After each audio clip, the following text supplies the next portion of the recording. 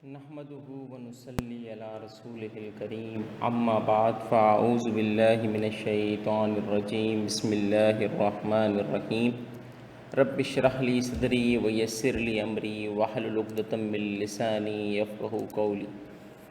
अस्सलामु अलैकुम and welcome back to our Saturday Spotlight session। And as you know कि continuously 4-5 week से हम मुख्तलिफ़ मौज़ूआत पर गुफ्तगू कर रहे हैं। तो इस दफ़ा चूँकि हमारा और आपका ज़्यादातर हमारे स्टूडेंट्स का वास्ता जो पड़ता है वो with respect to chart accountancy या फिर प्रोफेशनल अकाउंटेंसी के स्टूडेंट्स होते हैं, तो जेनेरिकली उनके लिए उनके हिसाब से मैंने सारे टॉपिक्स डिज़ाइन किए हुए हैं जो कि आगे भी आने। For the sake of easiness what we did right now कि चूँकि एक बहुत बड़ा चेंज जो कि तकरीबन 2 साल से जो है बड़े कश्मकश में लोग चल रहे थे, तो वहाँ पर तकरीबन आप समझ लीजिए 1 साल से तो ये था कि अभी चेंज आया और अभी चेंज आया, लेकिन somehow it was delayed and but finally मैं यही कहूँगा कि स्कीम चेंज हो नहीं रही है, स्कीम चेंज हो चुकी है। ठीक है, अब ये सबसे पहले तो हमारे जो कीबोर्ड वॉरियर साथी हैं, जो बच्चे हैं, जो मिडल ऑफ द रोड हैं, जो सीए ज्वाइन करना चाह रहे हैं, जो सीए के बस आखिरी मराहिल में किसी सीफैब एमएसए के सब्जेक्ट्स में हैं, तो वो एक ख़ास किस्म का इस पे जो है रद्द अमल ज़ाहिर करते हैं। अब ये रद्द अमल जो है सबसे पहला क्या होता है कि आप हमें बताएं कि भाई ये जो है पर्पस क्या है इसके चेंज होने का।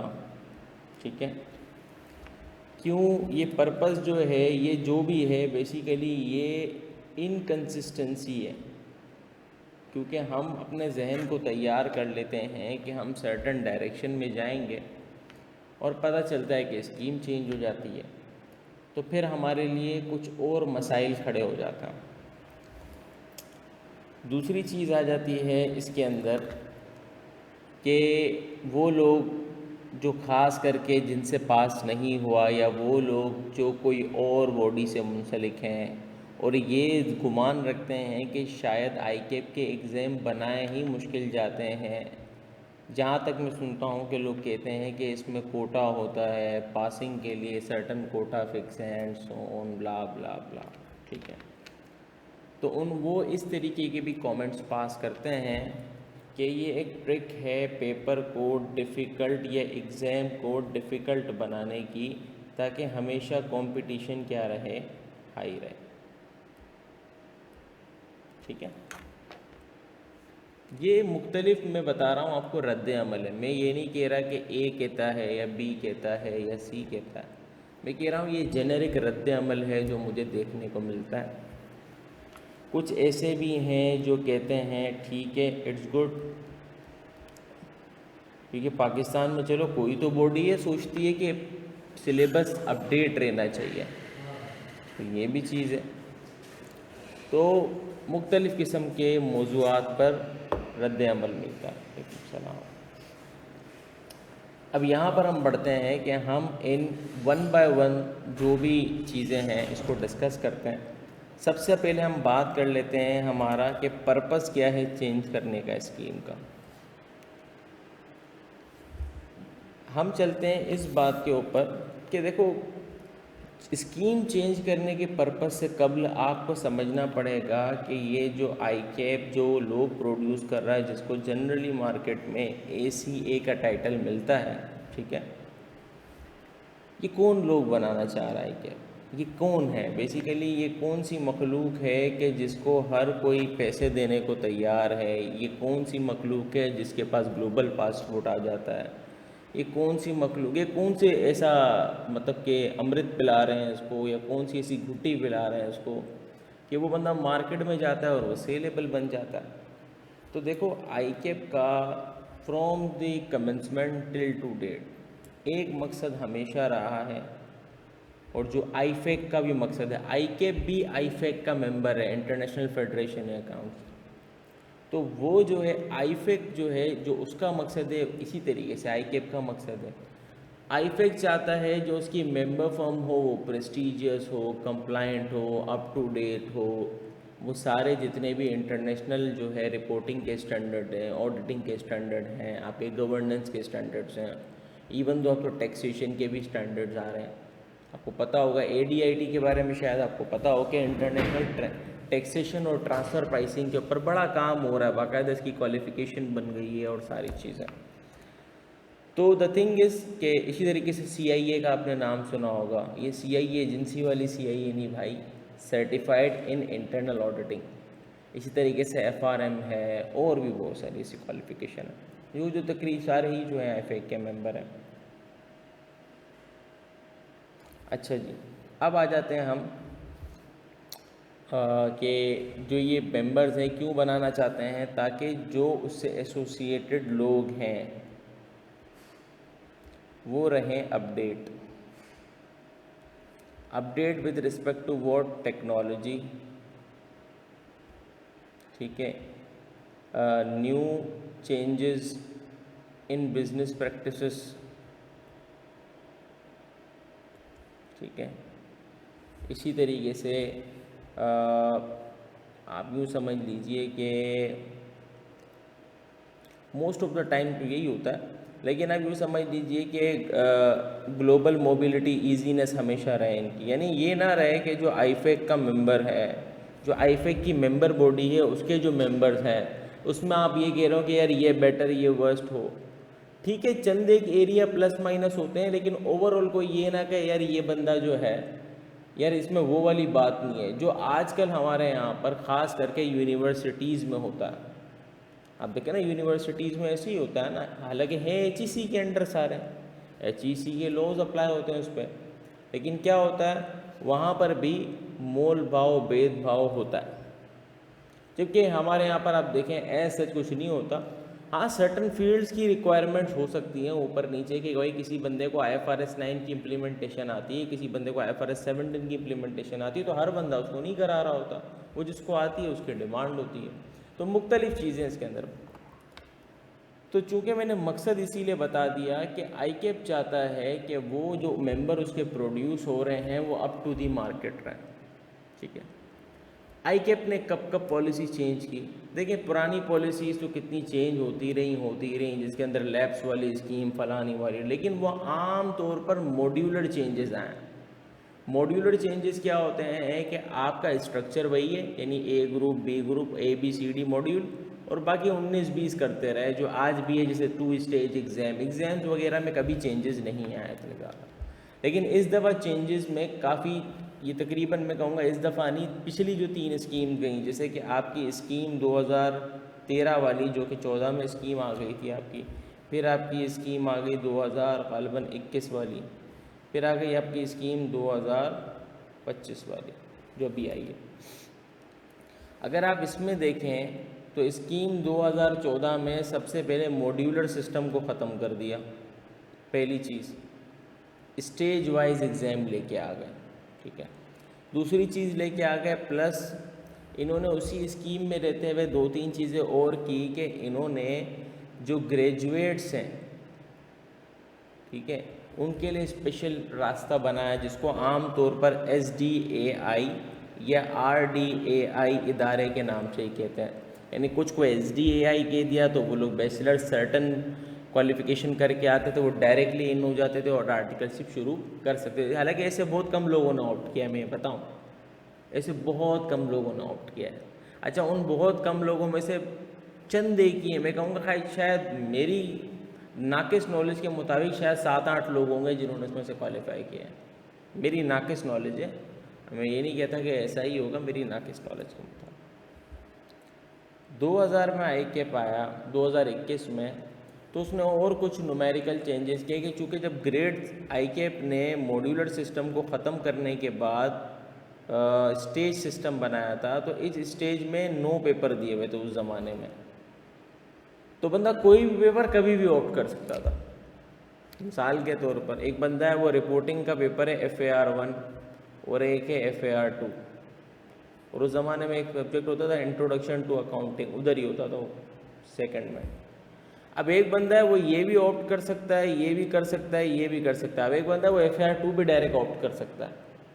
यकीनन उसको पास करने में दुश्वारी होगी, हो सकता है उसका चौका भी लग जाए, लेकिन टेक्निकली चूँकि ये जो इंट्रोडक्शन टू अकाउंटिंग और FAR 1 टेक्निकली जो है कॉम्प्लेक्स IFRS की बेस बनाता है, तो बड़ा अजीब सा मरहला। तो इस एनोमली को ICAP ने दूर किया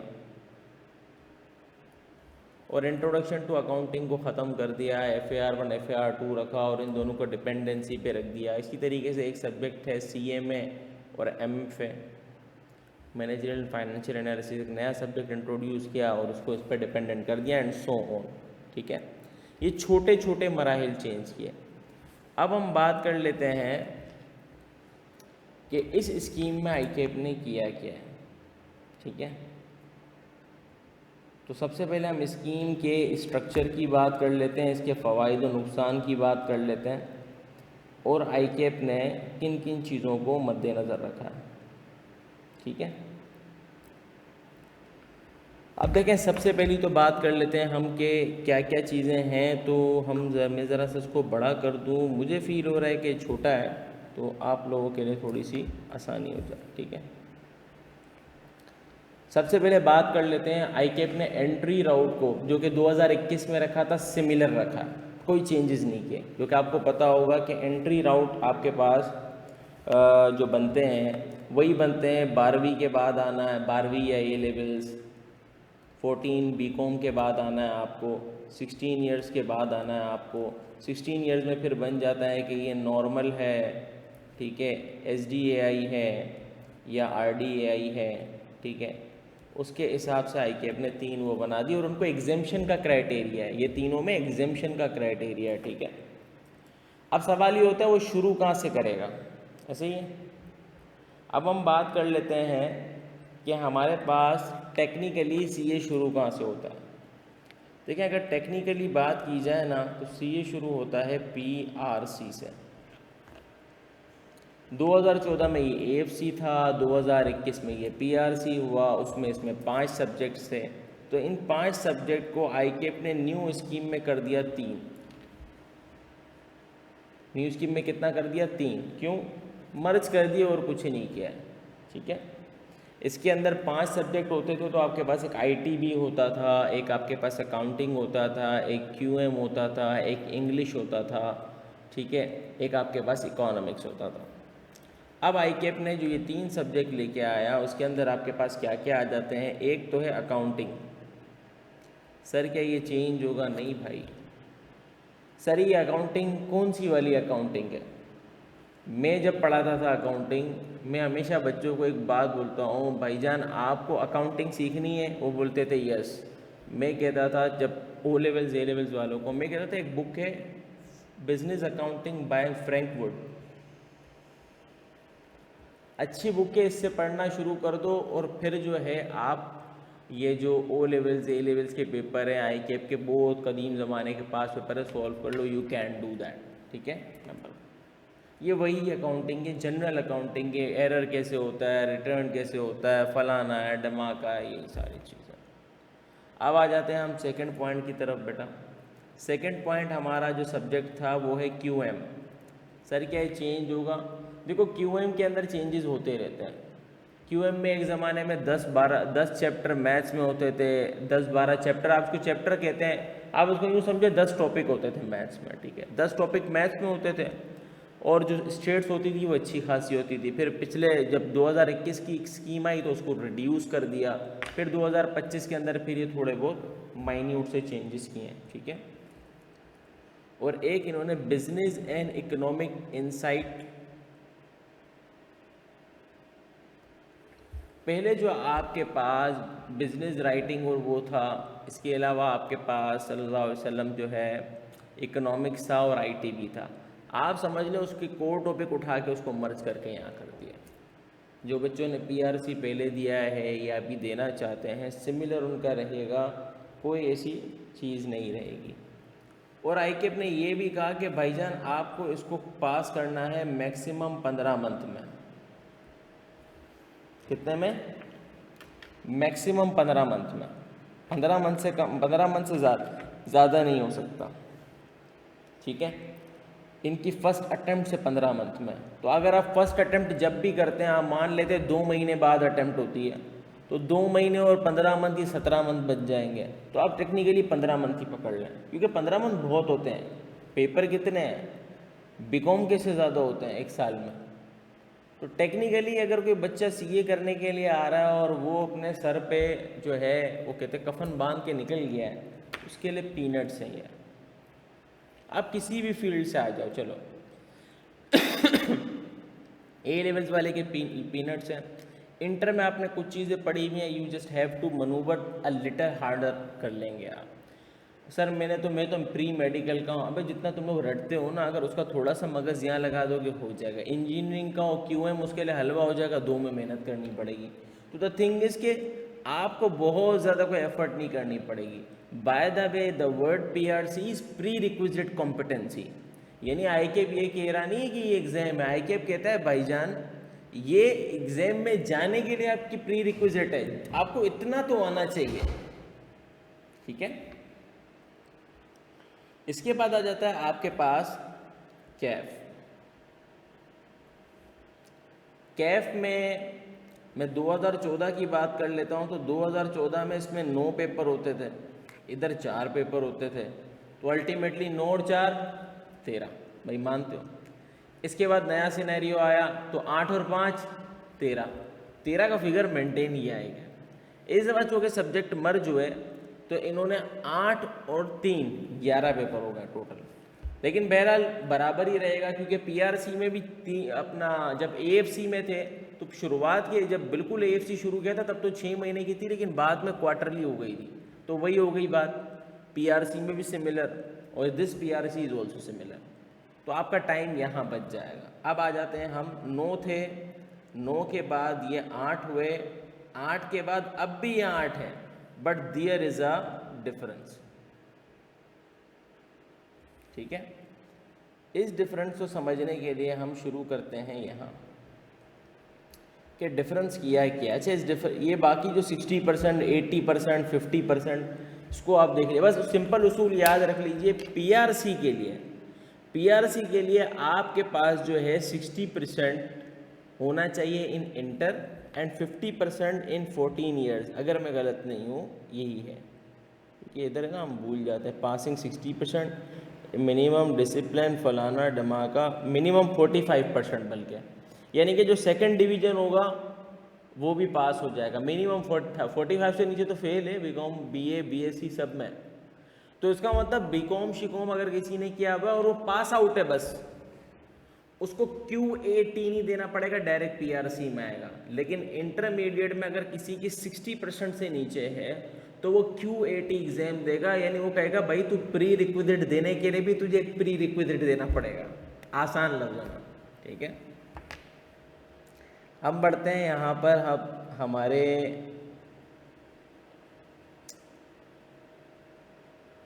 अच्छा इसके अंदर हमारे पास क्या आ रहा है, ये यहाँ पर 3 असेसमेंट होंगे और यहाँ पर कहता है for business writing comprehension skill a more effective mechanism will be introduce. देखें यहाँ पर इन्होंने लिख दिया business and economic insight. Business writing and comprehension skill, ये ज़माना है कदीम से एक झगड़े का सबब रहा है। क्यों? एक ज़माने में इंग्लिश पूरा लिख के होता था और बिजनेस BCBS के नाम से एक सब्जेक्ट होता था, वो भी लिख के होता था। फिर क्या हुआ, ये BC को ऊपर लेके आए AFC जब फर्स्ट टाइम इंट्रोड्यूस किया, तो इन्होंने क्या किया कि इंग्लिश के अंदर दो एग्ज़ाम बना दिए। एक एग्ज़ाम होता था बेसिकली MCQs, जिसके अंदर आपके अक्कड़ बक्कड़ बम्बे वाली गेम होती है जो आप लोग करते हैं अभी भी। बाकी एक जो एरिया होता था ना, वो होता था रिटर्न। कसम से वो रिटर्न बहुत मुश्किल होता था, मुझे भी बहुत मुश्किल लगता था। बहरहाल वो इतना भी मुश्किल नहीं था, समरी कॉम्प्रिहेंशन और एक ऐसे लिखना होता था, वो मुझे याद है उसका फॉर्मेट भी। लेकिन वो लिखने की मार्किंग बड़ी स्ट्रॉन्ग करते हैं, पता नहीं हमने आगे जाके पर्चे छापने क्या करना है। बहरहाल उनका एक क्राइटेरिया है। फिर जब 2021 की स्कीम आई तो उसने business communication and writing skill test वगैरह का एक कर दिया एक जगह पर। अच्छा AFC में एक और दौर आया था कि जब AFC जब था तो ये जो PRC से पहले AFC था उसको चारों को MCQs कर दिया और रिटन स्किल टेस्ट के नाम से एक अलग छोटा सा टेस्ट मुतारिफ करा दिया। तो इस तरीके की चीज़ें रही हैं, लेकिन एक चीज़ इन सब में कॉमन है, वो क्या है? वो ये है कि ICAP इंग्लिश रिटन टेस्ट ज़रूर लेता है आपसे, लाजमी लेता है। अच्छा, ये किसी भी बॉडी का खासा नहीं है, आप किसी को भी उठा लें, ICAT भी उठा लें, ICAI उठा लें, आप सल्लल्लाहु अलैहि वसल्लम ACCA उठा लें, किसी भी बॉडी का खासा नहीं है। हमारा अभी तक है, इंशाल्लाह ये भी ख़त्म हो जाएगा।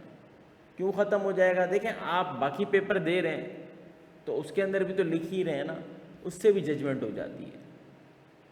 मैं अगर ये थोड़ी सी अंग्रेज़ी के वर्ब्स वगैरह आ जाएंगे, अभी मैंने जो 3000 याद किए थे ऑक्सफोर्ड डिक्शनरी वाले, ज़रूरी थोड़ी है सारे इस्तेमाल होते हों, और ज़रूरी नहीं है उसके अलावा कोई ना इस्तेमाल होते हों। बहुत सारे ऐसे वर्ड्स हैं जो वक्तन फ़वक्तन कोई चीज़ मैं सुन लेता हूँ, देख लेता हूँ, पढ़ लेता हूँ, फिर उसको इस्तेमाल करने लग जाता है। तो द थिंग इज़ कि language is basically consistent learning, कोई मतलब डिफरेंटली उसकी गेम है, सीधी सीधी नहीं है। अब आ जाते हैं हम कैफ की बात करते हैं, ठीक है? ये GCC वाले को छोड़ देते हैं, पहले कैफ की बात कर लेते हैं। यहाँ देखें बेटा, कैफ के अंदर आपके पास वही ग्रुप A, वही ग्रुप B, ठीक है? अब ये अगर मैं सही से कहूँ तो ये वापसी मॉड्यूलर टाइप के सिस्टम में चले गए, लेकिन there is a difference, there is a difference. Number 1 तो बात ये है कि यहाँ पर ICAP ने एक काम किया कि एक सिस्टम, एक नया इन्होंने सब्जेक्ट मुतारफ़ करा दिया जो 2 स्कीमों से मिस था। उसका नाम है डेटा सिस्टम एंड रिस्क। इस सब्जेक्ट की कहानी क्या है ये मैं बाद में बताऊँगा, ठीक है? बस आप यूँ समझ लीजिए कि आपने जब कभी आप ऑडिट पढ़ेंगे ना, तो आप चीज़ पढ़ेंगे एक IT risk, general IT control, specific अपना application IT control and so on. तो फिर आप बोलेंगे यार ये मैं पढ़ क्यों रहा हूँ? ये बताएगा आपको पढ़ क्यों रहा हूँ। डेटा सिस्टम क्या होते हैं, कितने तरीके के होते हैं, कैसे होते हैं, होस्टिंग क्या होती है, साइबर रिस्क क्या होता है, फलाना क्या होता है, धमाका क्या होता है, it's a big deal. COBIT framework क्या होता है, पता नहीं आप लोगों ने कभी सुना भी नहीं होगा। इंक्रिप्शन डिक्रिप्शन की कितनी टेक्निक्स होती हैं, कौन कौन सी इस्तेमाल होती है, जो हम बोलते हैं जनरली वायरस, ये कितने टाइप के होता है, खैर ठीक है। बाकी कुछ भी नहीं किया, इन्होंने FAR1 को FAR1 ही रखा, कोई चक्कर नहीं है अगर आप देखें। बल्कि आप देखें तो इन्होंने एक सब्जेक्ट मुतारफ़ करवा दिया जिसका नाम है FAR, ठीक है? अब इस FAR को लिया और आपको ऐसा लगाया कि यार ये दोनों सब्जेक्ट मर्ज हो गए। नहीं बेटा, यहाँ पर आप देखें, यहाँ पर इन्होंने कॉर्पोरेट रिपोर्टिंग के नाम से एक सब्जेक्ट दे दिया। किया कुछ भी नहीं है, बस जहन में रख लें यही FAR1 है जो पिछली स्कीम में था, ये FAR2 है जो इस स्कीम में आ गया, दैट्स इट। अब आप बोलेंगे नहीं सर इसमें एक IFRS ऊपर चला गया, एक नीचे चला गया। ये तो IFRS, ये तो ICAP करता रहता है, कभी 1-2 IFRS ऊपर आ जाते हैं, कभी 1-2 IFRS नीचे आते हैं, it happens all the time. परेशान होने की नीड नहीं है, ये होता रहेगा। और ये कंसिस्टेंट चेंज है क्योंकि नए IFRS आते हैं, कुछ IFRS में कोई चेंजेस नहीं आ रहा होता तो वो नीचे की तरफ ले आते हैं। कुछ IFRS की कॉम्प्लेक्सिटी शुरुआत में हो, नया IFRS इंट्रोड्यूस हो, मिसाल है, तो नॉर्मली नया IFRS FAR1 में नहीं आता, ये जनरली है, लेकिन FAR2 में आता है। लेकिन अगर वो IFRS ईजी टू हैंडल होता है, जैसे IS41 है, ईजी टू हैंडल है, आप उसको नीचे ले आते हैं। मिसाल है, IS40 नीचे ले आते हैं, कॉम्प्लेक्स सिनेरियोज उसके टेस्ट नहीं करते। तो इस तरीके से ये आपका सिमिलर सेम ही रहा। टैक्सेशन प्रिंसिपल एंड कंप्लायंस जो पढ़ते थे ना भाई, वही पढ़ना है, ये टैक्सेशन है, बस आसान का। इसका नाम कंप्लायंस क्यों रखा है? असल में प्रिंसिपल्स ऑफ टैक्सेशन के ना, इसको कभी भी दुरुस्त नहीं था, कभी भी दुरुस्त नहीं था। अपेरेंटली कोई बंदा देखता था प्रिंसिपल ऑफ टैक्सेशन तो बोलता होगा हाँ इसका मतलब ये, आपको ये पता चलता है कि टैक्स कैलकुलेट कैसे होता है। और जब उस किताब को खोलो ना तो वो बातें कर रहा है अपील किससे जाके करनी है, वो बोलता है भाई ये तो लॉयर वाली बात है। तो टेक्निकली स्पीकिंग हमेशा इस सब्जेक्ट को नाम इसका होना चाहिए था, या तो आप सिर्फ टैक्सेशन रख लेते यानी जेनेरिक जाने देते, या फिर इस सब्जेक्ट का नाम थोड़ा सा बेटर परफॉर्म करते, ताकि सामने जो है, जैसे आपने फाइनल में लिख दिया एडवांस टैक्सेशन, आप उसी का नाम नीचे taxation principles and practices, taxation practices, इस तरीके से भी नाम रख सकते हो। तो ये आपका हो गया taxation. Business law, business law हमेशा से मॉडिफाइड रहा है। ये बिजनेस लॉ आप देखें, बिजनेस लॉ में लिखा हुआ है मॉडिफाइड, क्यों? यहाँ पर देखो नीचे कॉरपोरेट लॉ होता था, कि वो कंपनी लॉ होता था, कहाँ चला गया? तो मुबारक हो आपको, company law and business law फिर से मर्ज हो गया। सही है ना? ठीक है, इसकी कोर्सेज की डिटेल अभी आ गई है मेरे पास, तो उसको मैं बताता हूँ आपको। बहरहाल ठीक है, ये हमेशा से रहा है। कंपनी लॉ पहले अलग था, फिर साथ हुआ, फिर अलग हुआ, फिर साथ हुआ, ये चौथी बार हो रहा। ठीक है, ये होता रहता है। अब आ जाती है हमारे पास बिजनेस इंसाइट एंड एनालिसिस। भाई परेशान नहीं हो, ये MFA है जो आपके पास पहले था, कोई चेंज नहीं किया इसमें।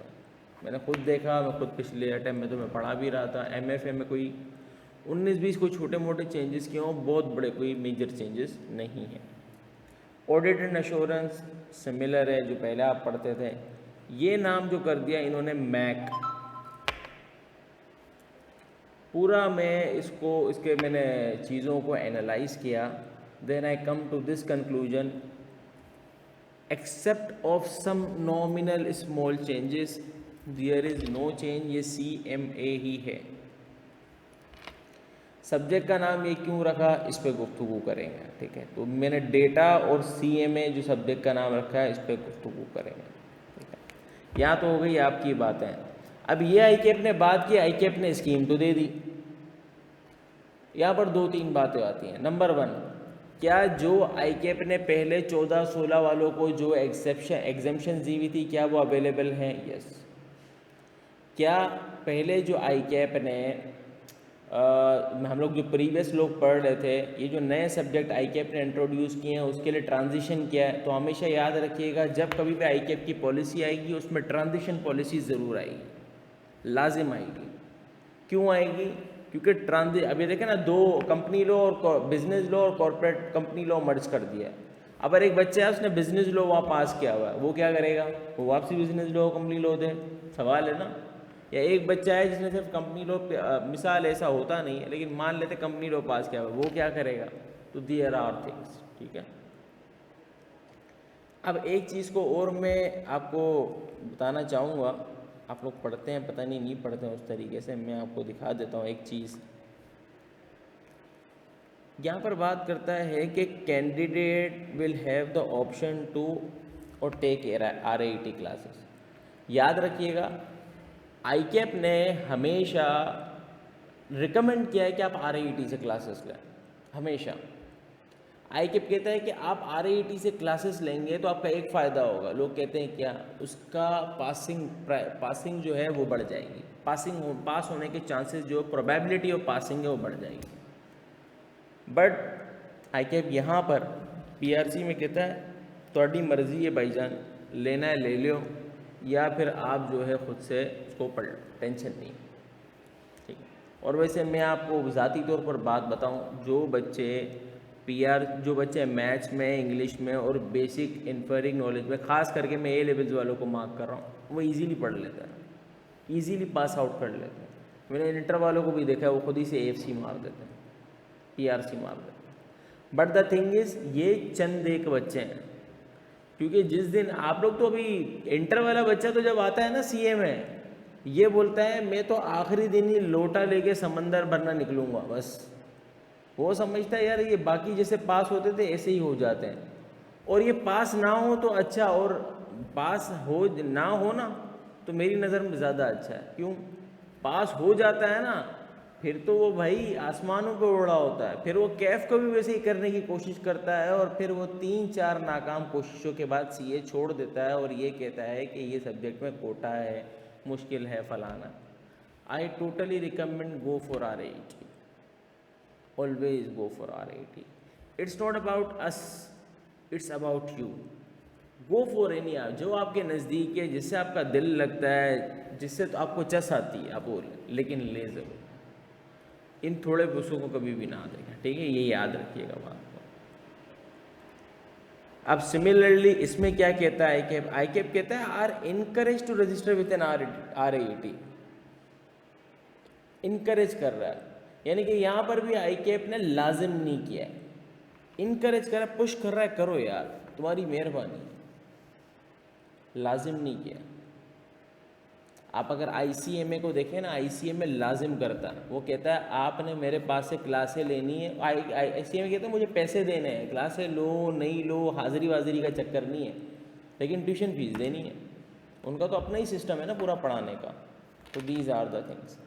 दूसरे क्या क्या चीज़ें आ जाती हैं, वो 4 पेपर में अटैम्प्ट हो सकता है मैक्सिमम। तो भाई सीधी सी बात है, एक बंदा आया ग्रुप ए में, तो वो तो ग्रुप ए की पेपर अटैम्प्ट करेगा। नहीं सर मैं हूँ जीनियस, मैं ग्रुप ए ग्रुप बी 8 एक साथ दूंगा स्टेज एग्ज़ाम। अच्छा भाई आगे क्या? IKF ने बोला ऐसा कोई तूफ़ानी बच्चा आके सवाल कर ले, इसीलिए 4 की लिमिट लगाए। लेकिन साथ ही साथ एक और बात कर देता हूँ कि ग्रुप बी के आप तब पेपर दे सकते हैं जब आपके 2 पासेस हों ग्रुप ए में। यहाँ पर पेपर की शर्त नहीं है कौन से वाले पासेस या ये पेपर उसके डिपेंडेंट होगा, नहीं। Do pass any 2 papers and you are eligible to do you are eligible to opt for the basically group B. अब ये क्यों किया है? अब एक बच्चा उसके ग्रुप ए के 2 पास है, एक ज़माने में होता था कि 3 पासेस होना चाहिए। अब मिसाल एक बच्चा उसके ग्रुप ए के 2 पास है, उसके पास पोटेंशियल है वो 3 पेपर की तैयारी कर सकता है, लेकिन वो दे ही नहीं सकता। वो तो दे ही 2 के सकता है। तो इसीलिए ये 2 पेपर वाला इसीलिए रखा है कि अगर वो 2 इधर के लेता है 2 उधर के ले लेता है तो वो 4 पेपर अटेम्प्ट कर ले और वो पास होने की कोशिश कर ले। अब यही है, इसको भी 6 मंथ पे ही रखा है और उसको बाय मंथ पे रखा है, ठीक है। यानी कि PRC वाला मैकेनिज्म सिमिलर रहेगा, बस ये आ गया। अभी लेकिन IKF का एक देरीना ख्वाब है और ये कभी भी इम्प्लीमेंट हो सकता है। इसको अब तो इन्होंने पॉलिसी में भी लिख दिया है कि वो इस एग्ज़ाम की फ्रीक्वेंसी को इंक्रीज़ करना चाहता है। क्या मतलब? भाई देखो IKF चाहता है जिस तरीके से दूसरी बॉडीज़ में क्वार्टरली एग्ज़ाम होते हैं हमारे भी हो जाए, बल्कि कई बॉडीज़ में बाय मंथली भी होते हैं। कौन सी बॉडीज़ में? ICMA में बाय मंथली है। ACCA में जो F3 तक जो है वो ऑन डिमांड है, F3 F4 से लेके F9 तक। अब तो उन्होंने कुछ सीक्वेंस चेंज की है। तो जो फंडामेंटल जो स्किल मॉड्यूल के जो पेपर है सारे के सारे आपके, वो आपके साल में 4 बार होते हैं। ऐसे आपके प्रोफेशनल के पेपर भी साल में 4 बार होते हैं। तो ये एक चीज़ को वो ऑप्ट करना चाहता है, क्योंकि उसमें क्या होता है, बच्चा फ्रीक्वेंसी में जब फ्रीक्वेंसी होती है उसको पता होता है कि मैं अगर फेल हो गया तब मुझे 6 महीने इंतज़ार नहीं करना। एक पेपर फेल हो गया, मान लेते हैं उसकी क्वालिफाइंग अटेम्प्ट, एक पेपर फेल हो गया, अब वो 6 महीने तकिया लगा के सोएगा। जाहिर है उसकी तैयारी भी होगी, सब कुछ होगी, वो 1 महीना उसको चाहिए मैक्सिमम रिवीजन के लिए, और क्या चाहिए। वंस अगेन यहाँ पर भी लिमिट लगा दी है, उसके पास 5 साल होंगे, लेकिन वही एक्सेप्शन जहाँ पर उसके पास 2 पेपर बाकी होंगे तो उसको 1 साल मिल जाएगा। अब इसको इस तरीके से समझते हैं हम। यहाँ कैफ के अंदर आपके पास टोटल हैं 55 ईयर्स, सही है, लेकिन इन केस आपके बचते हैं 2 पेपर रिमेन्स, यानी 5 साल आपके पूरे हो गए, 2 मिल जाते हैं, तो इसके बाद आपको 1 एडिशनल ईयर मिल जाता है। सही है, ये आपकी कहानी ज़बान हाल से हो गई बयान।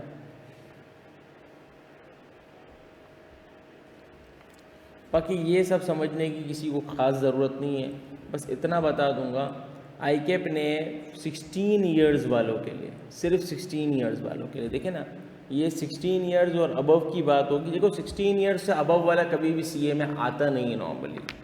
MBA वाला CA में नहीं आता जो MBA कर चुका हो। आमतौर पर BBA BA CA वाले आ सकते हैं, क्योंकि इनकी एज होती है 21-22 साल। 21-22 साल वाला रिस्क ले लेगा।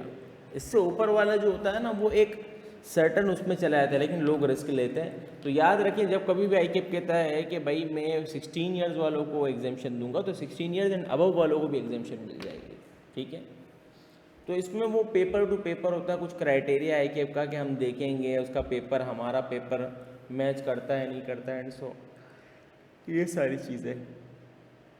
अब इसमें ये भी लिखा हुआ है HEC recognise required to pass comprising in place of CAF examination. ये IKF ने एक रखा है, ये GCC वाला।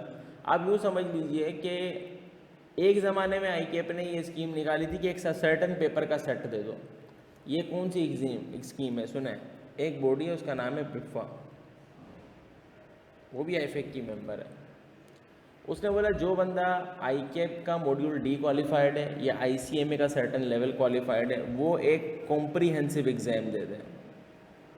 सही है, तो उसको हम तसव्वुर करेंगे कि वो पिक्फा का मेंबर है। या फिर सिमा, सिमा के अंदर होता है कि आप कुछ केस स्टडी एग्ज़ाम देते हैं, अगर आपका सर्टन एक्सपीरियंस है एंड सो ऑन तो हम आपको दे देंगे। और ऐसे आईसीएडब्ल्यू का पाथवे, तो इस तरीके की एग्ज़ाम भी करें। तो ये जीसीसी भी वही है कि अगर वो सर्टन, यहाँ पर लिखा हुआ है ना, HEC recognise local will be required to pass GCC comprising the following paper, बोलते हैं 5 दे दें, ठीक है। तो वो इन 5 पेपर्स को दे के पास आउट कर सकते हैं। लेकिन मैं आपको लिटरल बात बता रहा हूँ, ये 5 पेपर में ये वाला जो पेपर है ना, बिजनेस कॉन्सेप्ट, एनवायरनमेंट, QM वगैरह, यानी कि ये पेपर जो अपने आप में ही 2-3 पेपर का मर्जर है। तो वो बच्चा आएगा, वो बोलेगा आप मुझे एग्जामेशन दे दें 2-4 पेपर की, मैं पेपर अलग अलग दे देता हूँ, क्योंकि इसको पास करना मुश्किल होगा। तो यहाँ पर वही आता है कि इसको 5 साल में देना है, फलाना फलाना, वही वाली बात। अब आ जाते हैं हम, अब मैं ट्रांजिशन को बाद में बयान करूँगा और डेटा वाले पॉइंट को मैं बाद में बयान करूँगा। अब यहाँ पर हमारे पास आ जाते हैं सीफेफ वाली मखलूक। भाई मैं भी खुद एक टाइम पे मखलूक था वो यार, घबराना नहीं।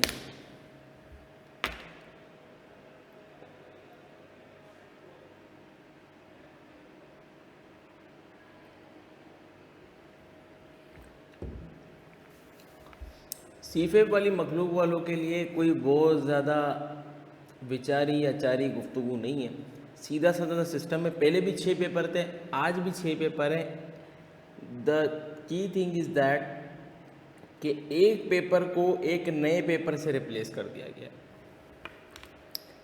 क्या है वो? यहाँ पर एक पेपर है, उसका नाम है सस्टेनेबिलिटी रिपोर्टिंग एंड एश्योरेंस।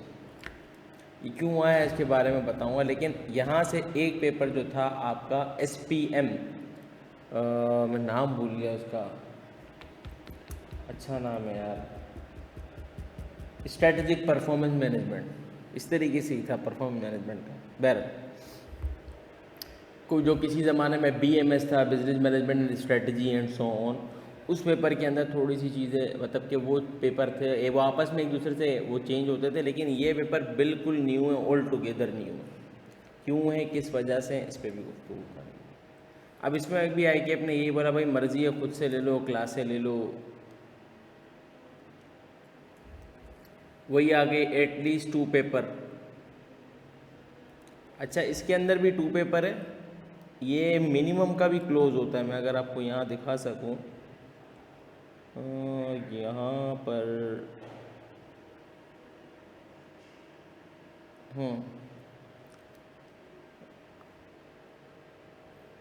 यहाँ पर नहीं लिखा है, बड़ी कमाल की बात है, लिखना चाहिए था इनको, वरना इसमें भी यही है, एटलीस्ट 3 पेपर की शर्त होती थी, ठीक है। लेकिन बहरहाल आगे क्या कहता है, हाँ ये एक चीज़ इन्होंने ये चीज़ नहीं लेके आए जो पिछली स्कीम में भी एक कहते रहे। अब ये कैसे इम्प्लीमेंट होगी, क्या होगा, किस तरीके से होगा, क्योंकि मार्केट कुछ और, मसला ये है कि एक चीज़ तो इंट्रोड्यूस हो गई लेकिन मार्केट कुछ और चाहती है, हम कुछ और चाहते हैं, यहाँ पर मसला आता है। ये बताता हूँ क्या है।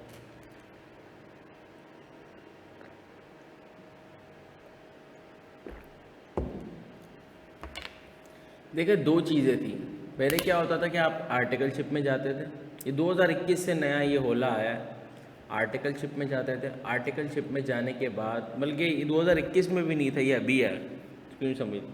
आर्टिकलशिप में गया, आर्टिकलशिप स्टार्ट हुई तो वो 3.5 साल की विंडो स्टार्ट हो गई।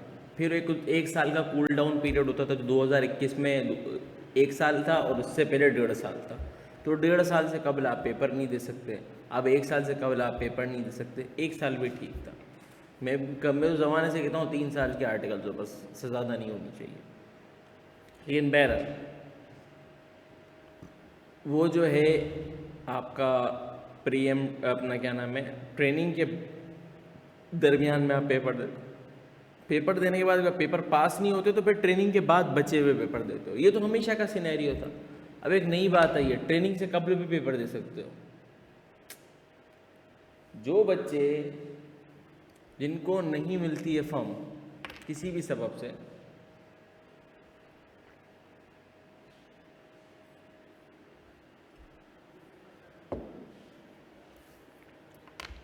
वो ट्रेनिंग से कबल पेपर दे सकता है। ठीक है, कितने दे सकते हैं, क्या दे सकते हैं, उस पर बात भी देखो। यहाँ पर बात कर लेते हैं। कैंडिडेट्स में attempt CFAB examination during training without commencing training और आफ्टर कंप्लीटिंग ट्रेनिंग। अब देखो 1, 2 और 3, ये 2 और 3 तो पहले भी थे ड्यूरिंग ट्रेनिंग और कंप्लीटिंग ट्रेनिंग। ये विदाउट कमेंसिंग ट्रेनिंग है ना, ये नई चीज़ लेके आए। बाकी सारी चीज़ें वही हैं, एवरी 6 मंथ होगा, और इसमें डिज़ायर्ड भी शो नहीं की है कि हम इसको कभी क्वार्टर पे ले जाएंगे। बाकी सारी चीज़ें वही हैं बेटा, वही 10 साल है। इसके अलावा अगर आप जो है 2 पेपर अगर आपके CFAB यानी CFAB में आप पहुँचे, आपने 4 पेपर पास कर लिए 3-4 साल में, 5 साल में, 6 साल में, 10 साल में, 10वें साल में आपके 4 पेपर पास हो गए। 4 पेपर पास हो गए ना, अब आपके पास अनलिमिटेड अटेम्प्ट है, कोई टेंशन नहीं है। ठीक है, हाँ, अटेम्प्ट विल बी काउंटेड। कब काउंट होगी? जब इशू होगा एडमिट कार्ड, साइन करेगा, वो एक कहानी। एक ज़माने में ये होता था लोग एब्सेंट होते थे, वो अटेम्प्ट काउंट नहीं होती थी। तो यही लोगों का झगड़ा होता था, भाई मैंने फ़ीस भरी, वो अटेम्प्ट थोड़ी काउंट होगी। तो अटेम्प्ट से मुराद क्या है? अच्छा, एक ज़माने में ये था कि एक पेपर को आप 6 बार दे सकते हो, ये वाली भी अटेम्प्ट होती थी, अब वो भी ख़त्म हो गई। अच्छा है ये आप लोगों के लिए। CFAB के बोलता है कि CFAB कौन कर सकता है, क्या कर सकता है? यस, अब ये वही वाली बात है कि CFAB के एग्जामिनेशन कौन दे सकता है। देखिए, बाकी बातें वही हैं जो पिछली होंगी। नंबर 1, कैफ तो उसने किया वही किया हुआ, पहली बात हो गई। या कैफ की एग्जामेशन ली हुई हो, जैसे कि SDAI के केस में होता है। नंबर 2 बात कर लेते हैं कि सल्लल्लाहु अलैहि मुहम्मद सल्लल्लाहु अलैहि वसल्लम, उसने 1 साल ट्रेनिंग में गुजार दिया हो। ये दोनों आइटम पहले से ही अवेलेबल थे, इसको कुछ देखने की भी ज़रूरत नहीं है। ठीक है, बल्कि एक काम करता हूँ, उसको थोड़ा बड़ा करता हूँ। ये दोनों आइटम तो पहले से ही मौजूद थे। अब तीसरी चीज़ है, यहीं नीचे कहता है और, देखो यहाँ पर 3 और हैं। पहला है उसने 12 मंथ की ट्रेनिंग कर ली अंडर बायलॉ और बिफोर द फर्स्ट में in which the examination to held, वो तो बात यही होगी। और enrolled in optional 3-year trainings in which the candidate may appear in examination of the CFAB before the commencement of training. Once the commencing the training, the remaining examination of CFAB and case study shall be taken on completion of 12 months of training prescribed under the bylaw or on before the first month in which the examination is to be held. Enrolled in uninterrupted training in which the examination shall be taken after completing the full training period. अब ये क्या है, इसको समझते हैं। जो बच्चा कैफ कर चुका है या जो बच्चा कैफ में है और अब वो परेशान है कि मेरी ज़िंदगी का क्या होगा, मैं क्या करूँगा आगे जाके, परेशान होने की नीड नहीं है भाई। बहुत सारे मिसहैप्स आएंगे, बहुत सारी चीज़ें होंगी। अब हम चलते हैं कि once you had done CAF, सही है, 2 में से एक बात होगी, आपको ट्रेनिंग फौरी मिल जाएगी या ट्रेनिंग डिलेड, ऐसे ही है, ऐसे ही है। जब आपको ट्रेनिंग फौरी मिल जाएगी तो ठीक है, जैसे ही ट्रेनिंग स्टार्ट हो गई, ट्रेनिंग होगी तो क्या हो जाएगी, कमेंसमेंट ऑफ ट्रेनिंग।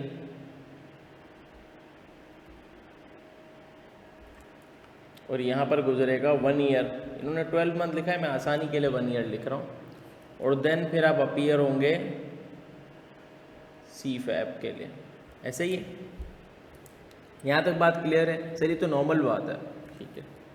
एक बंदा है, उसकी ट्रेनिंग डिलेड हो गई, उसको फर्म नहीं मिल रही, किसी भी सबब से वो फर्म में नहीं जा पा रहा, या XYZ जो भी है, फलाना फलाना, वो गया, ठीक है, और उसने क्या किया, पेपर्स देना शुरू कर दिए, CFAB के पेपर्स वो ऑप्ट कर सकता है। यानी उसके पास टाइम है, उसने बोला आज मैंने पेपर देने, लेकिन 6, अभी मेरी आर्टिकलशिप स्टार्ट भी नहीं हुई, तो 6 महीने में मैं 3 पेपर पढ़ा के 3 पेपर दे दूंगा। शकास, कोई टेंशन नहीं है, दे सकता है वो। लेकिन एक चीज़ याद रखिएगा, सीफेप के पेपर्स दे सकता है, लेकिन वंस ट्रेनिंग स्टार्टेड, यानी उसको ट्रेनिंग फर्म मिल गई तो वो क्या करेगा, फिर उसको 1 ईयर का अरसा गुजारना होगा, देन वो सीफेप प्लस जो केस स्टडी है वो दे सकता है। सही है, इससे पहले नहीं दे सकता। यानी जो उसने दे दिए वो तस्लीम शुदा पेपर होंगे, लेकिन जो बकाया पेपर है उसको 1 साल की ट्रेनिंग के बाद ही दे सकता है। अब एक कॉन्सेप्ट और है, उसका नाम है अनइंटरप्टेड ट्रेनिंग पीरियड।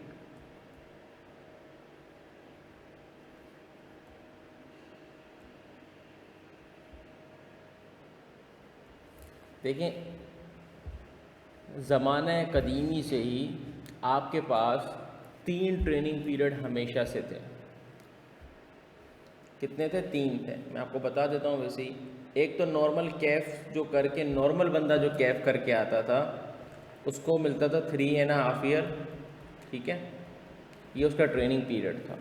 फिर एक बंदा था जो आता था SDAI के रूट से, यानी जो BS अकाउंटिंग एंड फाइनेंस करके आता था सर्टन यूनिवर्सिटीज़ से, तो उसका पूरा कैफ एग्जाम्प्ट हो जाता था। जब कैफ एग्जाम्प्ट हो जाता था वो डायरेक्ट फर्म में जाता था, और फर्म अगर उसको इंडक्ट कर लेती थी उसका होता था 3 इयर्स का, ठीक है।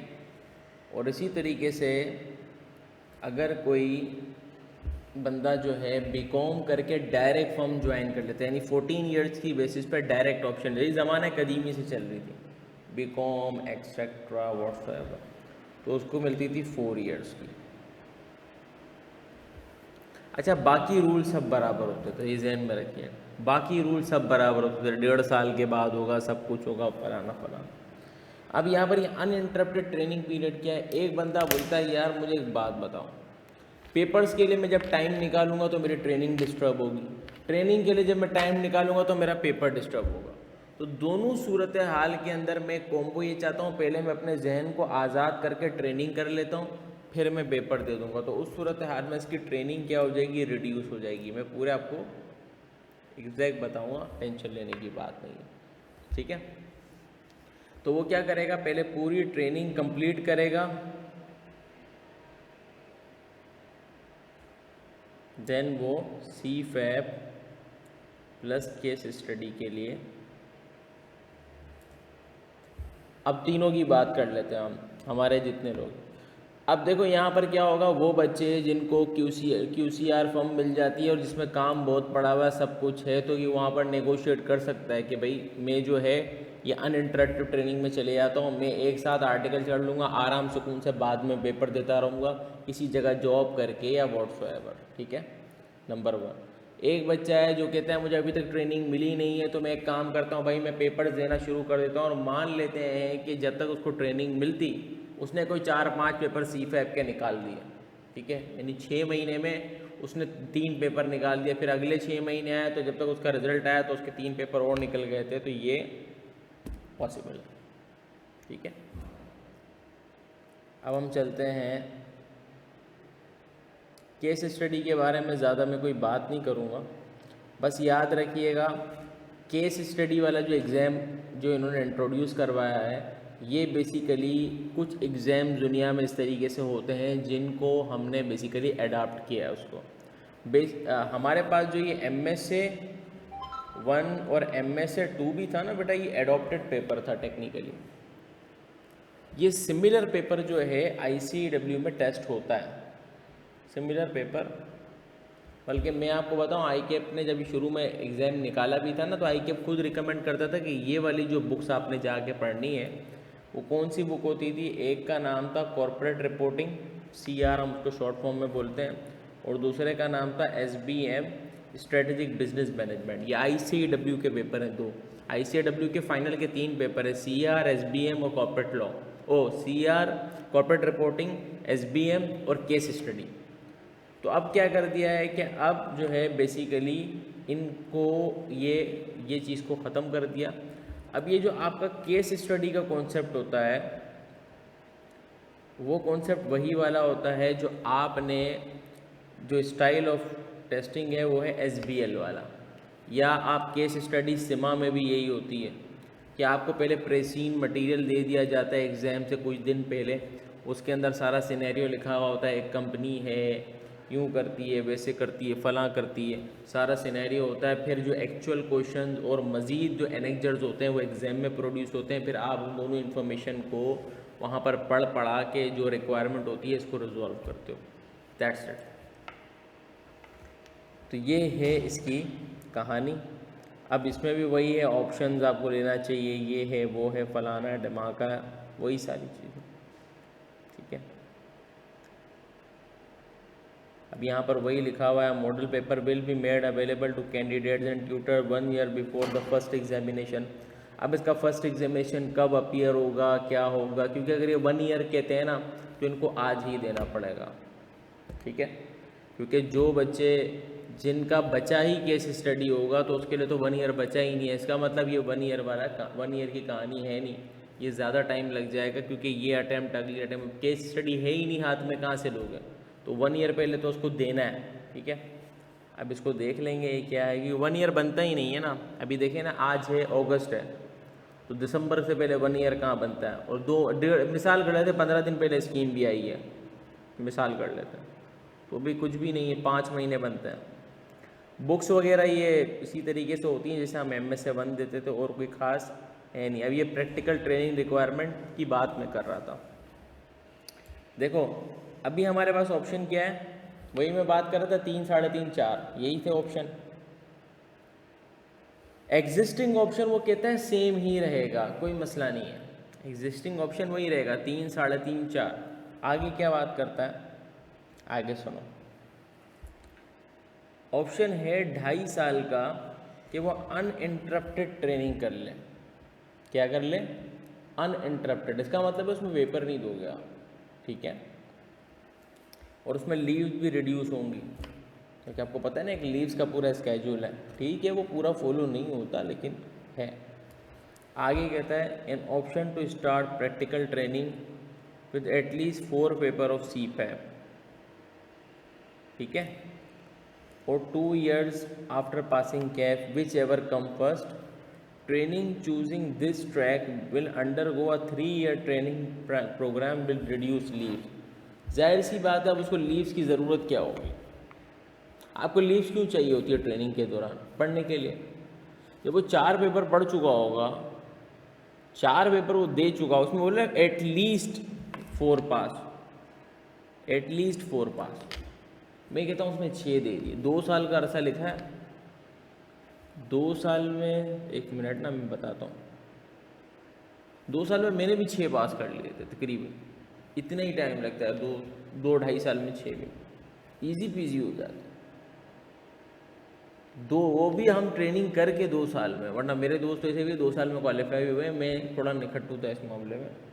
बहरहाल, तो वो अगर CPAP करके जाता है तो ठीक है ना, फबीहा उसको एक वही देना है, केस स्टडी देना है, अगला साल वो पढ़ता रहे बस, फिर उसको मूड हो जाए, उसने बोले सर 12 महीने हो गए हैं, वैसे भी मैंने 1 साल ट्रैक बना दिया, 12 महीने हो गए, अब मैं सिर्फ केस स्टडी के लिए प्रेजेंट हो जाता हूँ, 15 दिन 20 दिन और क्या चाहिए होंगे, दैट्स इट, ठीक है। अब यहाँ पर देखते हैं कि इसका यहाँ पर 3 years का एक और ऑप्शन अराइज हो गया और 2 years का यहाँ ऑप्शन अराइज हो गया, ठीक है। लेकिन इन दोनों में याद रखिएगा रिड्यूस लीव्स हैं, याद रखिएगा, बस ये है इसका। हाँ, एक और बात, इसमें मस्ती नहीं चाहिए आप लोगों की, सर मैं सोच रहा हूँ ऐसा कर लूँ फिर मैं ऐसे कर लूँगा, नहीं, ये है लाल बटन, ये दबा दिया ना तो अब वापसी का रास्ता नहीं है, ठीक है। अब आपने जो मोहब्बत कर ली है फिर निभानी पड़ेगी, यानी जो आपने ऑप्शन चूज कर लिया while doing training, you have to opt for it, you have to plan for it, ठीक है। ऐसा नहीं हो सकता कि यार मैं सोचता हूँ मैं ऐसा कर लूँ या मैं सोचता हूँ मैं वैसा कर लूँ, ठीक है। बाकी तो सारी बातें हैं फजूलियात, बाकी देखो ये इसमें मुख्तलिफ ऑप्शन रूट्स बनाए हुए हैं, चीज़ें बनाई हुई हैं, 5 साल लगेंगे और इतने साल लगेंगे और उतने साल लगेंगे। भाईजान मैं आपको बात बता रहा हूँ, वल्लाही जनरल सीए में 7 साल है, जनरल एवरेज निकाल लें। और मैं नहीं कहता हूँ, हमारे एक बहुत ही मायनाज उस्ताद हैं, हमारे यहाँ सर के ताज हैं, हमारे आतिफ आबदी साहब, वो भी यही कहते हैं एवरेज निकालो यार, ये बातें छोड़ो। ये तो आपको मिलेंगे 4.5-5 साल में भी करने वाले मिलेंगे, इतने साल में भी करने वाले मिलेंगे, एवरेज कितने हैं, एवरेज को देखो, ठीक है। तो एवरेज तकरीबन 7 साल बन जाता है। अब बात आ जाती है हैंड्स ऑन कोर्स को। देखो हैंड्स ऑन कोर्स तो पिछले साल ही कर लिए थे इंट्रोड्यूस, पिछली उसमें कर लिए थे। याद रखिए हैंड्स ऑन कोर्स को इंट्रोड्यूस क्यों कराया गया। बहुत सारे keyboard warrior, so cold keyboard warriors, हमारे पास 3-4 है ना ग्रुप बनाए इसीलिए गए कि जिसमें एनोनिमस पोस्ट लगा के कुछ भी लिख दो, कुछ भी लिख दो। अम्मी ने दही भी मंगाई हो और आप रास्ते में गए, केले का छिलका पड़ा था, फिसल गए और उस केले के छिलके पे तो गुस्सा निकाल नहीं सकते थे, तो चल यार एक एनोनिमस पोस्ट डाल देता हूँ, चस आ जाएगी। तो हमारा ये वाला सिनेरियो जो वो कीबोर्ड वॉरियर वाली मखलूक है, तो उनके लिए ख़ास करके मैं कह रहा हूँ कि उनके जहन में ये है कि ये भी एक बेसिकली पैसे कमाने का ज़रिया है एंड सो ऑन। मैं कहता हूँ आओ इंडस्ट्री, आओ फर्म में, और एक बच्चा है जिसको मान लेते हैं कोई काम आता है, मिसाल है उसको एक्सेल चलाना आता है, उसको डेटा एनालिटिक्स आते हैं, उसको वर्ड के अंदर डॉक्यूमेंट ड्राफ्टिंग की बहुत अच्छी उसकी स्किल्स है। अब एक बंदा बोलेगा सर मैं चैट जीपीटी से करवा लूँगा, चैट जीपीटी से फॉर्मेटिंग भी करवाना, चैट जीपीटी अच्छी फॉर्मेटिंग करेगा। भाईजान ऐसे नहीं है, कोई चीज़ें आपको खुद से सीखनी ही पड़ेंगी, हर चीज़ को उठा के। और उसमें एक साइबर रिस्क भी है कि क्लाइंट के डॉक्यूमेंट बना रहे हो या अपना इंगेजमेंट लेटर बना रहे हो, उसको उठा के क्या डाल दोगे, ऐसे नहीं होता। तो द थिंग इज़ कि ये चीज़ें चलती रहेंगी साथ साथ। तो याद रखिए कि जो हैंड्स ऑन कोर्स इसीलिए बनाया गया है कि आप मार्केट में जाए तो आपकी मार्केट रेडीनेस हो, ठीक है। मैं लोगों को कहता हूँ भाई इसके अंदर ये जो दोनों कोर्स है, अब इसमें आता है कि केफ स्टेज में आपको ये दोनों कोर्स करने हैं। मैं हमेशा से इसका दिल दाता हूँ, ये वाले जो कोर्स है ये तो बंदे को बहुत लोग करते हैं, इसको सही से नहीं है, वो और बात है। स्टूडेंट इसको इसीलिए करते हैं कि बस यार मैंने करना है, मुझे सर्टिफिकेट चाहिए क्योंकि मुझे कैफ में जाना है। मैं कहता हूँ खुदा के वास्ते थोड़ा सा सीरियसनेस एटीट्यूड रखो। अरे कुछ नहीं करते हो ना आप लोग, इसी को यूज़ करके अपने नोट्स प्रिपेयर कर लो, हाथ से बनाते हो ना नोट्स, इसी में बना लो, हाथ साफ हो जाएगा तुम लोगों का। और ये तो बहुत ज़रूरी है, बहुत ही ज़्यादा ज़रूरी है, ठीक है। सीफेब स्टेज पे इसी तरीके से आप देखें governance and ethics, AI and data analytics, ठीक है। और ये बोलता है कि सीफेब के इस वाले पेपर से कब्ल करना है, ये वाइड शर्त लगाई है। हालांकि ये कोई मेरे हिसाब से कोई ये बहुत ही कोई हेल्पफुल नहीं है, क्योंकि आपका पेपर कोई बहुत ही इस तरीके का नहीं आता। एआई क्या होगा, डेटा भाई आपको आना चाहिए, ठीक है, ज़रूरी है। बाकी सारी बातें जो है बेकार हैं, ये सारी चीज़ें मैं क्या पढ़ूँ इसमें, बहुत डिटेल्ड चीज़ें हैं, बहुत ज़्यादा है। अब क्यूएटी का जैसे कि मैंने आपको बताया था, एग्रीगेट 16% होनी चाहिए ए लेवल्स में, एचएससी में उनके लिए रखा हुआ है। बाकी आप देखें 14 ईयर्स वाले का लिखा हुआ है, लेकिन 14 ईयर्स में लिखा हुआ है नॉट टू बी रिक्वायर्ड। सीधी सी बात है, 45% से नीचे तो यूनिवर्सिटी में भी फेल है, तो 45 पे रखा हुआ है तो उसका क्यूएटी कभी भी नहीं आएगा। तो हम चलते हैं वल्लाही आगे चलते हैं। बाकी ये सारे रूट्स लिखे हुए हैं, इसको मैं क्या कहूँ, कोई ऐसी ख़ास चीज़ है नहीं।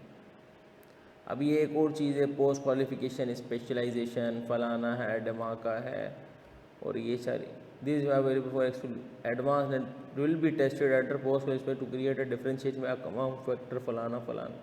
ये वही वाली बात है, मैं कहता हूँ इसकी नीड नहीं है। आप अगर किसी को ये सर्टिफिकेट दे भी दोगे तो उसने काबिल हो जाना है, नहीं होना।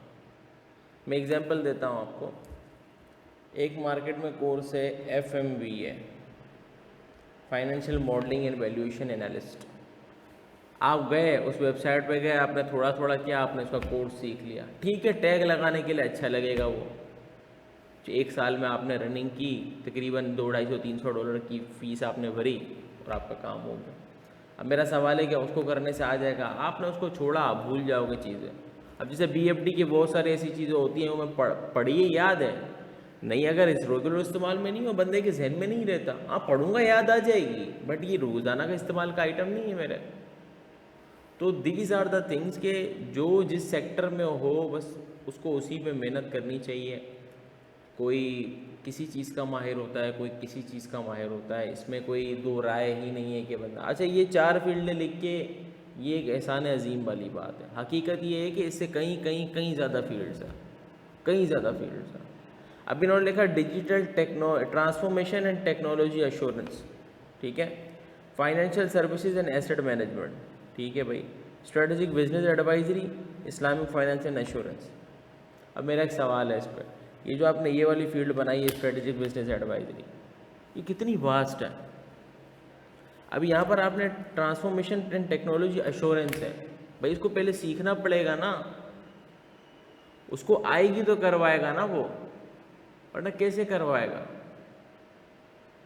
आज हमारे पास जब ऑडिटर आते हैं, किसी भी जगह पर कोई ऑडिटर आते हैं, मेरे भी बहुत सारे दोस्त हैं ऑडिट वगैरह में, when ever I talk they always come from the side के फाइनेंशियल में होता है, उसने IFRS की नॉन कंप्लायंस कर दी, ये था, ये नोट नहीं डाला था, इसकी वो थी, ये फलाना नहीं डाला था और ये निकल आया। मैं कहता हूँ basically you are coming from the outer layer. आपको इनर लेयर के बारे में पता है कि ट्रांजेक्शन का फ्लो कैसे चलता है। आपको ये पता है कि जब दो, अगर ये यहाँ पर इंफॉर्मेशन जिस सिस्टम को आपने, जिस सिस्टम से डेटा फैच करके निकाला है, आप वहाँ पर इसके अंदर इंफॉर्मेशन कहाँ से आ रही है, इसी से आ रही है कि इनपुट पॉइंट इसका कुछ और है। API जो आपस में बातें कर रही हैं, वहाँ पर कोई इशू तो नहीं है, साइबर रिस्क तो नहीं है। क्या कंपनी के अंदर जो इंटरनल कंट्रोल्स हैं वहाँ पर डिजिटल ट्रांसफॉर्मेशन कितनी हुई हुई है।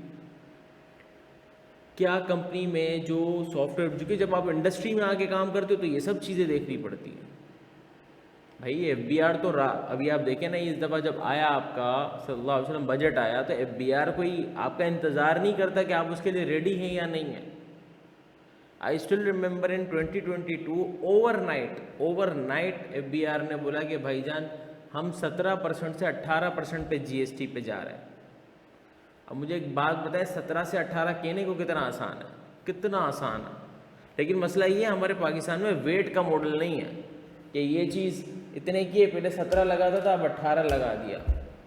हमारे पास 18% जब उसने चेंज किया तो जो लोग रिटेल प्राइस पे बेचते हैं वो तो बैकवर्ड वर्किंग करेंगे। आप यकीन माने इस सिनेरियो में मैं आपको लिख के दे सकता हूँ 100% नॉन कंप्लाइंस हुई है।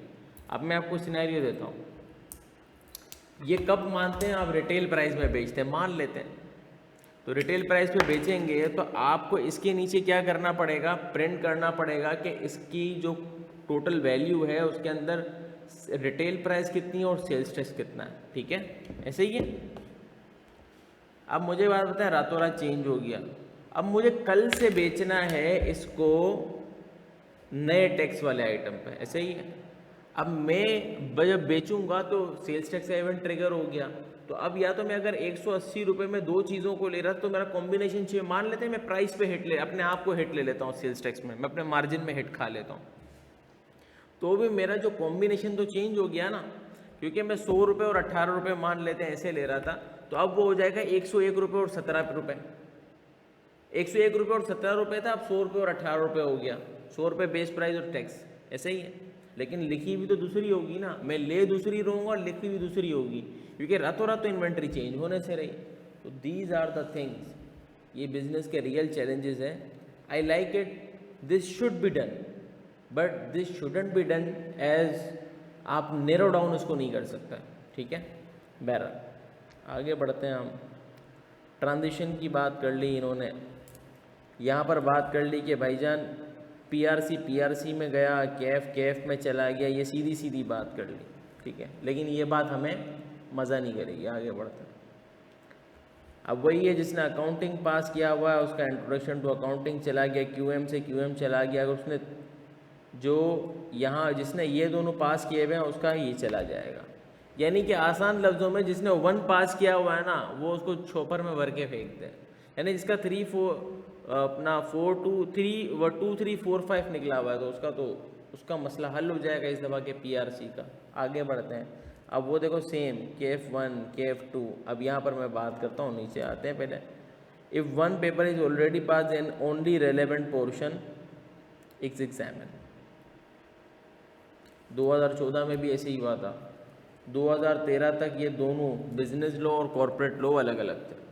जब आए तो अब भाई मेरा तो कंपनी लॉ रहता है, तो भाई बिजनेस लॉ कंपनी लॉ मर्ज हो गया है, तो बिजनेस लॉ वाले दिन ही दोनों का पेपर होता था, क्योंकि नया कॉर्पोरेट लॉ का अलग से पेपर ही, कंपनी लॉ का पेपर ही नहीं हो रहा था। तो उनको पेपर 50 नंबर का मिलता था अलग से। वाकई बता रहा हूँ, ऐसे ही होता था। वो पता नहीं कितने टाइम तक चलता रहा वो। तो यही होगा इसमें भी जो होगा। अब इसके अंदर तो मसला ये है कि ये रिवर्स मर्जल हुआ है। अब वंस अगेन बिजनेस लॉ और इस तरीके से उसका अलग अलग चलेगा।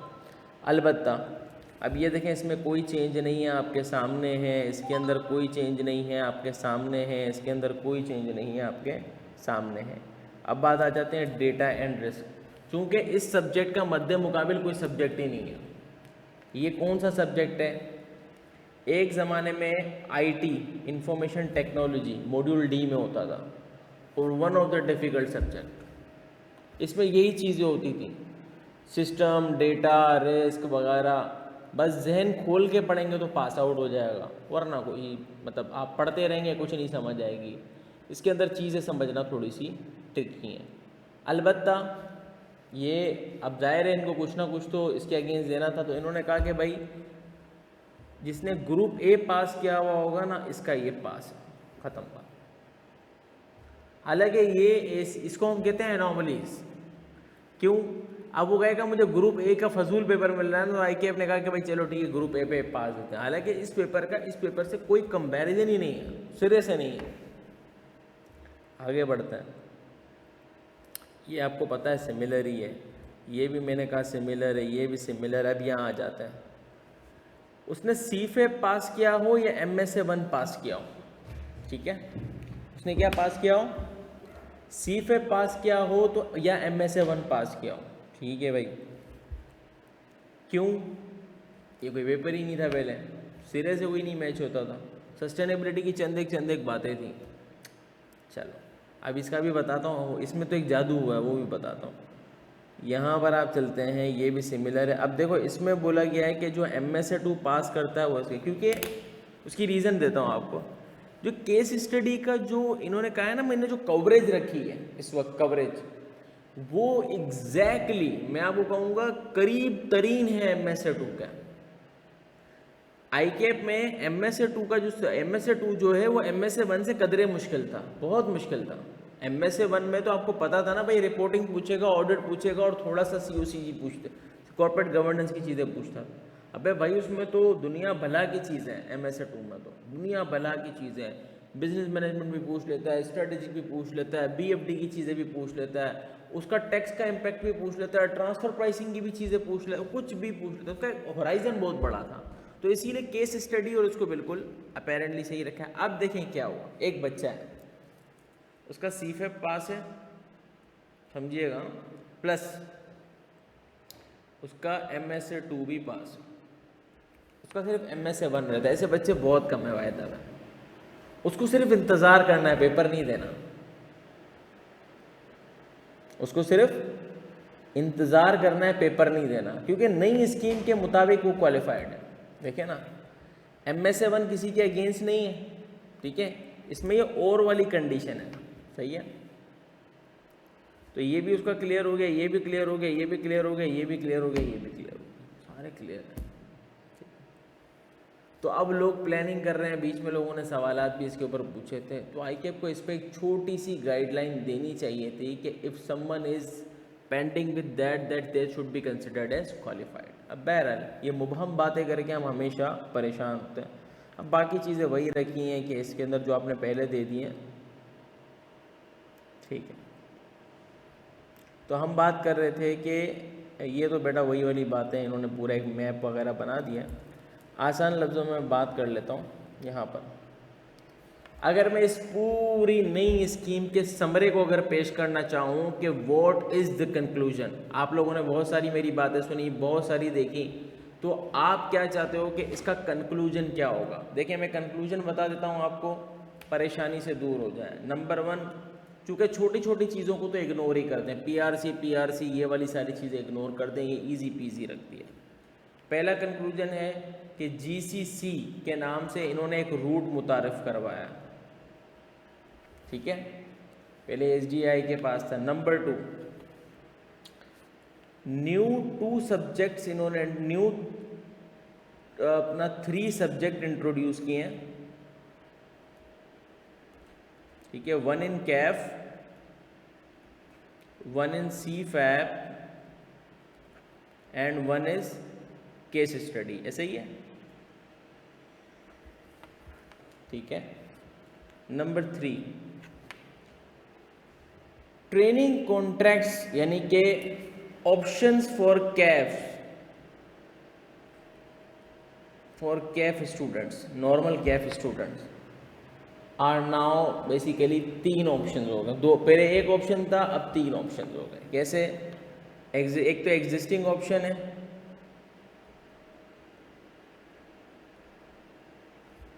प्लस एक ऑप्शन क्या है कि वो कर ले बेसिकली अनइंटरप्टेड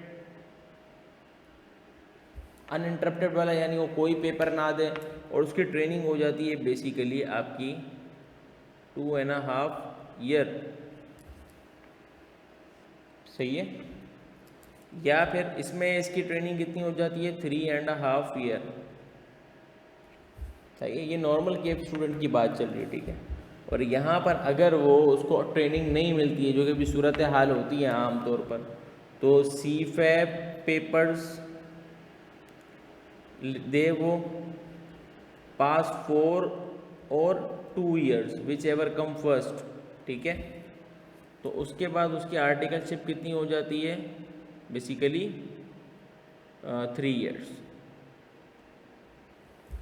यानी एक बच्चा बैठ के 1 साल में 4 पेपर मार देना तो उसके 6 महीने ज़ाया होंगे, और 4 पेपर भी मार चुका होगा वो। हाँ, लेकिन इन दोनों ऑप्शंस में याद रखिएगा रिड्यूस लीव्स है, याद रखिएगा। और ये तीनों ऑप्शन में से जो भी चूज करोगे वो क्या होगा?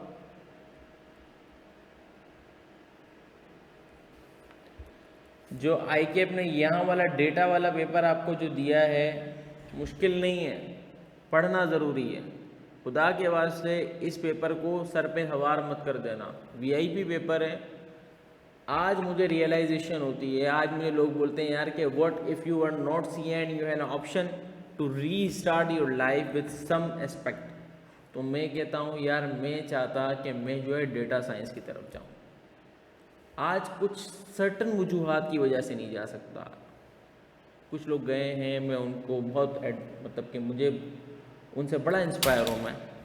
आपने जीशान शाहिद साहब का नाम सुना होगा, फॉरेंसिक के बड़े माहिर हैं अल्हम्दुलिल्लाह, वो गए हैं। तो ये चीज़ है।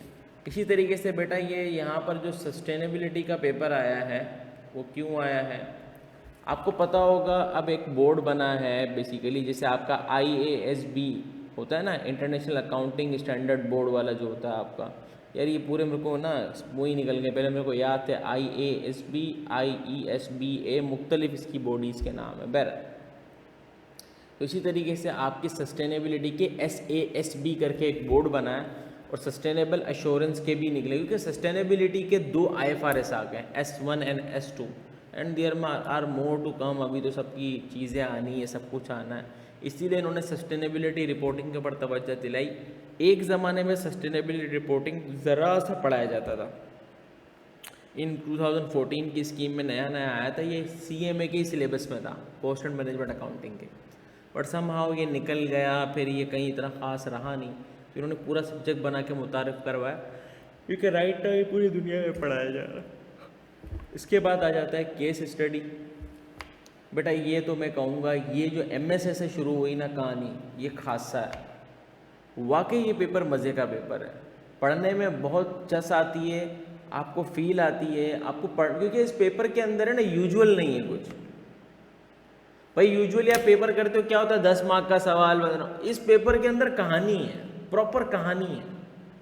मतलब आप समझो आप जासूस डाइजेस्ट पढ़ रहे हो, ये हुआ, इसने कॉन्ट्रैक्ट किया, लेकिन जिस कंपनी से कॉन्ट्रैक्ट किया तो हमारा जो डायरेक्टर है उसका भेनोई उस कंपनी में डायरेक्टर है, लेकिन उसने जब कॉन्ट्रैक्ट हो रहा था उसने अपना डिसीजन में बोला ही नहीं कि ये तो मेरे भाई इसमें है, उसने अपना कॉन्फ्लिक्ट ऑफ इंटरेस्ट डिस्क्लोज नहीं किया, तो आप इस सिनेरियो में क्या करेंगे। मैं ये कहानी का एक बहुत छोटा सा पीस बता रहा हूँ, पूरी कहानियाँ होती हैं कि एक कंपनी है वो कंपनी बेचना चाह रही थी, उसकी मैनेजमेंट आके उसने बोला हम खरीद लेते हैं आपको, तो वो मैनेजमेंट ने बोला हम इसको कैसे खरीदेंगे, हमारे पास तो पैसे ही कोई नहीं, हम तो बैंक चले गए, बैंक वाले को बोला हम इसको खरीद रहे हैं और हम इतने पैसे डालेंगे, आप इतना डालें, तो हम लेवरेज बाय आउट करते हैं और उस कंपनी को पूरा खरीद लेते हैं। तो ये management by in management by out के कॉन्सेप्ट बन जाते हैं और फिर उसको वो कैसे चलाएंगे एंड सो ऑन। तो पूरी कहानी, ये बहुत सारी कहानियाँ हैं इसकी।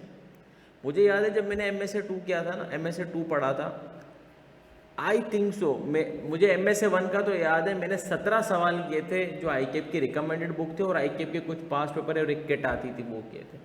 इसके अलावा जब मैं SBM करने के लिए गया तो मैंने शायद कोई 30-35 सवाल किए होंगे, लेकिन ये आप बोलोगे सर 30-35 सवाल में कैसे पास हो सकता है। भाईजान वो 30-35 सवाल नहीं थे, वो 30-35 दुनियाएं थी। मतलब उसको लिखने के बाद जब मैं अपना सवाल कंपेयर करता था तो मैं बिल्कुल करीब मतलब पहले तो मैं बहुत दूर होता था, लेकिन ऐसा ऐसा करते करते मुझे लिखने का तरीका आ गया तो मैं करीब पहुंचना शुरू हो गया। फिर भी मैं उसका सजेस्टेड आंसर नहीं लिख सकता था, सवाल ही नहीं था, बहुत तबाही लिखा हुआ था। तो दिमाग के पुर्जे हिल जाते थे कि यार ये इसने क्या अप्लाई कर दिया यहाँ पर। तो दीज आर द थिंग। तो ये पेपर पढ़ने की ज़रूरत है और दुनिया में अब यही निज़ाम आ जाएगा, आगे ओपन बुक ही होगा, जो कि एक खुश आइंद बात है। ठीक है, तो देखिए आज इधर तक इतना ही रखते हैं इसको, और मैं उम्मीद करता हूं कि ICAP की ये जो स्कीम आई है उसका समरा मैंने पेश करने की कोशिश की है। ये आपके लिए जो खुश आइंद बातें हैं, खुश आइंद पॉइंट हैं, मैंने उसको हाईलाइट करने की कोशिश की है। और याद रखें भाई, कीबोर्ड वॉरियर से घबराएं नहीं, ठीक है। आपने अब आगे बढ़ना है, पढ़ना है, ये फील्ड चूज़ कर चुके हैं, नेगेटिविटी इज़ ऑल देयर, ठीक है, सब कुछ यहाँ पर है। अच्छा, पाकिस्तान में स्टिल लोग बिग 4 का ख्वाब देखते हैं, बिग 4 हो जाती है, लोग बहुत ज़्यादा आर्टिकलशिप बिग 4 से करते हैं आप, लेकिन लिटरल मैं आपको बता रहा हूँ, आप अगर चले जाएँ इसी तरीके से UK, UAE, USA, मतलब डिफरेंट रीजन दुनिया के जाएँ, और ख़ास करके जो जितना ज़्यादा डेवलप्ड रीजन है वहाँ पर बिग 4 तो ख्वाब ही होता है, ख्वाब ही होता है। लोग मुख्तलिफ जगह, जैसे आपने नाम सुना PKF का, PKF जिस फर्म के पास है, PKF इंटरनेशनली रिकग्नाइज फर्म है ना, PKF फ्रेंड्स है जो पाकिस्तान में है, ठीक है। तो PKF फ्रेंड्स है, अब आप यहाँ पर इसको क्या कंसिडर करते हो, यार ये तो छोटी फर्म है और ये वो। मैं एक बंदे को जानता हूँ, वो एक लिस्टेड कंपनी का CEO रहा है, CFO की बात नहीं कर, CFO तो वो ज़माने पहले था, CEO रहा है। और वो बंदा जो है उसने PKF से ही फर्म से आर्टिकल्स की थी, लेकिन PKF वो था बेसिकली ICAW था, तो उसने वहाँ से की थी UK से, PKF लिटिल जॉनसन के नाम से। तो दीज आर द थिंग्स। तो आपने बस अपने आप को चलाते रहना है, घबराना नहीं है। मैं उम्मीद करता हूँ कि फ्यूचर में जाके और हमारी जो है आर्टिकलशिप्स की फर्म्स, आर्टिकलशिप की जो एंटिटीज़ हैं और वो आ जाएंगी, और यहाँ पर डिमांड सप्लाई का कोई इशू नहीं। आप देखें ना, पिछले अटेम्प्ट में 400-500 लोग आए ना क्वालिफाई होकर, मैं ढूंढने निकलता हूँ ना, मुझे लोग नहीं मिलते। अक्सर ऐसा होता है कि हमारी मैनेजमेंट में, क्योंकि जब इस लेवल की हायरिंग होती है ना, तो वो कहते हैं यार तुम ढूंढ दो, या बातचीत चलती है ना, CFO कहते हैं यार ज़रा देख, बंदा चाहिए अपने को ना, ज़रा पता कर कोई निकल आए अपना जानने वाला भी हो तो ईजीनेस हो जाएगी, अपनी फर्म का हो या कोई फर्म का दोस्त हो तेरा, या पढ़ाई में दोस्त हो, तो इस तरीके से रेफरेंसिंग भी होती है थोड़ी सी, तो कम अज़ कम इंटरव्यू तो करा दें। तो अब यकीन माने बंदे नहीं मिलता है, भाई कहाँ है तू, मैं तो इधर हूँ ही नहीं, मुझे जॉब छोड़नी नहीं है, मैं तो इतने पैसे ले रहा हूँ। तो दीज आर द थिंग्स। ऐसा नहीं है डिमांड ख़त्म हो गई है, ख़ास करके मैं एक पाकिस्तान से लेवल पे तो बिल्कुल नहीं समझता, बल्कि दुनिया में भी आप देखें, आज लिंक्डइन खोलें और देखें किस किस को ऑडिटर चाहिए, क्या है लिंक्डइन पे लिखें, KPMG वगैरह जितने भी हैं उनके वर्ल्ड वाइड ऑफिस में देखें कितनी जॉब निकली हुई है, यू विल बी अमेज्ड। मैं क्या कहूँ, अब आप बोलेंगे सर ये तो सीजनल है, भाई सीज़न के बाद के तुम्हें निकाल देंगे, अगला सीज़न भी तो निकालना, ठीक है। तो ये चीज़ है, आज इसको यहीं तक रखते हैं। मैं उम्मीद करता हूँ आप लोगों को थोड़ा चीज़ें समझ आई होंगी। बाकी आज के लिए इतना ही। अस्सलामु अलैकुम वरहमतुल्लाह।